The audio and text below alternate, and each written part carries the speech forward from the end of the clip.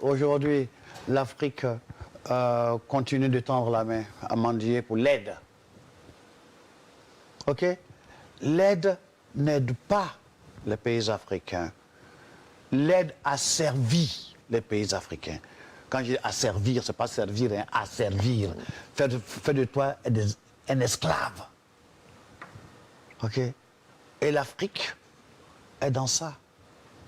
Il y a ce qu'on appelle, il y a une expression, l'épistémicide. L'épistémicide, c'est quand on tue en toi le toi. La confiance en toi. Ok? Tout ce qui est bon, c'est l'autre. C'est en Europe. Toi, tu n'es rien. Les Africains, vos religions, c'est du fétichisme, vous êtes des sauvages. Ok? Vos langues sont des dialectes. Ok? Parle anglais, parle français. Ok? Vos habits là, attends, c'est marrant ça. Oh putain, c'est exotique. Voilà. Et c'est ce qui se passe encore. Et c'est ce que Sankara combattait. Bien sûr. Nourris-toi d'abord. Fais pas le moineau. Ok? Quand je vois nos chefs d'État qui se suivent là, comme des moutons, pour aller écouter un président français, leur dicter à toi, c'est bien, peut mieux faire. Toi, fais attention à toi. C'est quoi? Tu es indépendant ou bien tu n'es pas indépendant? Faisons respecter. Mais est-ce qu'on a les moyens d'assumer cette indépendance? Bien sûr qu'on a les moyens. Bien sûr qu'on a les moyens. Le peuple qui t'a choisi, c'est ton premier moyen déjà. Dire la vérité au peuple, mon gars, c'est dur, hein. On va maintenant faire ça, on va faire ça. Ok? Regarde, en Côte d'Ivoire actuellement, on vient de me nommer ambassadeur de la lutte contre la corruption. Il était déjà ambassadeur de la paix depuis 2015 également, je m'abuse. Oui, mais ce que je veux dire, c'est que tu te rends compte, Emmanuel, la corruption coûte à la Côte d'Ivoire 1300 milliards par an. Est-ce que tu vois un peu? 1300 milliards. Mais avec ça, est-ce que la Côte d'Ivoire, si on avait ça, a besoin de l'aide? Non. Mais on m'a enseigné quelque chose, j'ai lu quelque chose. On dit, si tu veux démolir un pays et l'assujettir, fais glisser la corruption dans les habitudes. Tu as un pays de corrompus, de la tête aux pieds. Des corrupteurs. Attends, corrupteurs, corrompus, et puis ça y est là, quoi. Et puis, toi, tu as les manettes. Ok? Voilà le problème de l'Afrique. L'un des problèmes. Mais ça va se résoudre. Il y a cette question d'unité également. On a l'impression que les pays africains jusqu'à présent peinent à parler le même langage. Quand bien même ils sont dans les mêmes problèmes. Emmanuel. Ils arrivent toujours divisés. Mon frère Emmanuel, j'ai dit, supposons que moi, je suis la France, ou les États-Unis, ou l'Angleterre. Toutes les matières premières qui font de moi une puissance, c'est toi, Emmanuel, l'Africain, qui les a. Le pétrole, tu as ça. L'uranium, pour faire mes sous-marins nucléaires, mes bombes nucléaires, tu as ça. Ok? Le cacao pour faire le chocolat. Tu as ça. L'or, là, il y en a. Bauxite, il y en a. Coltan, il y en a. Et puis, moi, je vais te laisser être uni avec tes frères. Contre moi, ça va pas ou quoi? Je ferai tout ce que je peux pour empêcher cette unité. Et si vous, les Africains, vous n'avez pas compris cela, eh bien, tant pis pour vous. Votre unité ne pourra pas se faire parce que ceux qui exploitent l'Afrique pensent que votre unité va nuire à leurs intérêts. Cette fameuse histoire de djihadistes, de terrorisme. Alors, comment se fait-il que 54 pays sont incapables de faire une coalition? Je dis bien coalition. Attendez. Les Américains, les Anglais, les Français ont fait une coalition pour aller démolir l'Irak. Ils ont fait coalition pour aller démolir la Syrie. Ils ont fait coalition pour aller faire tout ce qu'ils sont en train de faire et que vous payez le prix. Parce que les pays qu'ils ont détruits sont la source, les foyers. Non, je viens. Veulent se venger en attaquant les intérêts français, les intérêts anglais. Donc le Burkina, le Mali, la Côte d'Ivoire, le Bénin, le Nigeria sont des intérêts de ceux qui sont allés détruire l'Irak, l'Afghanistan, la Syrie et la Libye. Quand tu as compris ça, tu as compris. Donc faites une coalition. Même si l'autre jour j'ai écouté M. Macky Sall, ok, ils avaient besoin de quelque chose pour nourrir les troupes, il a dû sortir 1 milliard. Que 54 pays africains sortent 1 milliard. Prenez des maquettes si vous voulez, armez les soldats, partez. Qu'est-ce que vous n'avez pas compris? Quelqu'un qui peut voir qu'il y a de l'eau sur Mars, qu'il y a de l'eau sur la Lune, il y a des satellites, il ne peut pas voir qu'il y a des djihadistes dans la savane arborée. Ou bien vous voulez qu'on fasse un dessin?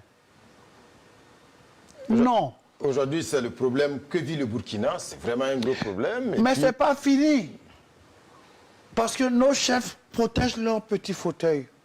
Mais tous les fauteuils sont en danger. Parce que le peuple qui t'a donné le fauteuil, là, le djihadiste, il t'a dit qu'il cherche des soldats? Non. Les terroristes terrorisent. Donc, les civils, ils tuent. S'il y a des soldats aussi, ils tuent. Tu vois ce que je veux dire? C'est une guerre de vengeance. Quelqu'un a pris nos chômeurs, les a armés, et puis les venger moi. Vous êtes convaincu que c'est téléguidé? Bien sûr que c'est téléguidé. Attends. Bien sûr que c'est téléguidé, je te répète. C'est une guerre de vengeance. Ok? Elle est éclatée là. Ok? Tous les pays qui appartiennent aux pays européens, occidentaux, qui ont fait la coalition contre l'Irak, contre la Syrie, contre la Libye, contre l'Afghanistan, sont tous concernés. Parce que les gens veulent démolir, se venger comme ils peuvent de ceux qui ont démoli leur pays. Tu comprends ce que je veux dire? Voilà le problème. C'est pas Christian Kabouré seul ne peut pas. Alassane Ouattara seul ne peut pas. Macky Sall seul. Non. Voilà pourquoi je parle d'une armée de l'Union africaine. Emmanuel, j'ai les boules contre l'Union africaine. Ok? Ils sont dans un fainéantisme criminel. D'abord, vos enfants vont se noyer par milliers. L'immigration? Mais la preuve est que vos politiques, ok, vous avez les matières premières qui nourrissent tout le monde entier, sauf vos enfants. Il y a un problème. Mais actuellement, quand vous prenez ne serait-ce que la sous-région, on a l'impression que chaque pays attend de son côté que le feu arrive. Parce que le terrorisme était au Mali, au Niger, ça a débordé au Burkina. Aujourd'hui, ça rentre un peu en Côte d'Ivoire, ça rentre un peu au Bénin, ça rentre un peu au Togo. Mais bon, jusqu'à présent, on a l'impression qu'il y a quand même un problème de solidarité. On a essayé de mettre en place le G5 Sahel, mais visiblement, ça ne marche pas. Je dis qu'il y a des traîtres au sein de l'Union africaine. Des traîtres qui ont vendu le continent. D'où doit venir le déclic? D'où doit venir la solution, selon vous? Le déclic doit venir des lucides qui ne sont pas encore embrigadés, corrompus et qui ont vendu l'Afrique en vendant leur âme. Ils s'en foutent là. Attendez, Emmanuel, tu trouves normal qu'on a tué 12 journalistes? Je ne suis pas d'accord avec ceux qui ont tué, hein. Je ne suis pas d'accord, ok? Mais qu'on a tué 12 journalistes de Charlie Hebdo en France et que nos chefs d'État se ramassent pour aller pleurer sur les Champs-Élysées. Et qu'au Burkina, il y a 54 qui sont tués. Au Mali, il y a des villages qui sont rasés. Et puis, aucun ne vient pleurer. Même dire Yako. Voilà. Il faut qu'on s'en débarrasse. Je ne dis pas de les chasser. Hein. Il faut qu'on les mette devant leurs responsabilités. Il faut que l'Union africaine fasse une armée. Je dis bien, mais attendez, Emmanuel, vous semblez désespéré. Pas du tout, mais je suis en colère. Je suis en colère parce que je connais leurs capacités. Un continent, nous sommes le plus grand continent, ok? Le plus riche. Comment on peut être les plus pauvres? Vous avez livré le pays aux voleurs parce que vous vous sentez redevable. Vous n'êtes pas redevable, monsieur le président africain. On parle toujours de ce que l'Europe vous a donné. Mais est-ce que vous avez parlé de ce que vous avez donné à l'Europe? Parlez aussi de ce que vous donnez à l'Europe, monsieur le président. Ce qu'ils prennent chez vous. Il faut en parler, n'ayez pas honte d'en parler. Il faut rompre les partenariats selon vous. Aujourd'hui, c'est la France. Il faut une coopération transparente et honnête, où on se respecte. Mais l'amitié entre le cheval et le cavalier, c'est une escroquerie. Il faut arrêter cela. Et ça, je répète encore, il faut, pour faire face à cette menace djihadiste, tous les pays sont concernés, même ceux qui sont dans leur zone confortable. Ça vient, ça viendra. Ok? On laisse le Burkina et le Mali patauger. Oui, mais ça va aller. Ça, c'est entre eux là-bas. C'est-à-dire que, ok, arrêtez ça. Ok? C'est-à-dire que le Burkina est un intérêt français. D'accord? La Côte d'Ivoire, intérêt français. Tout ce qui est intérêt français sera attaqué. Tout ce qui est intérêt britannique sera attaqué. Tout ce qui est intérêt américain sera attaqué. Vous voulez qu'on vous fasse un dessin ou quoi? Ok? Maintenant, je voudrais leur dire deux choses. Ayez un peu de dignité, mes frères. N'ayez plus peur, monsieur le président. N'ayez plus peur.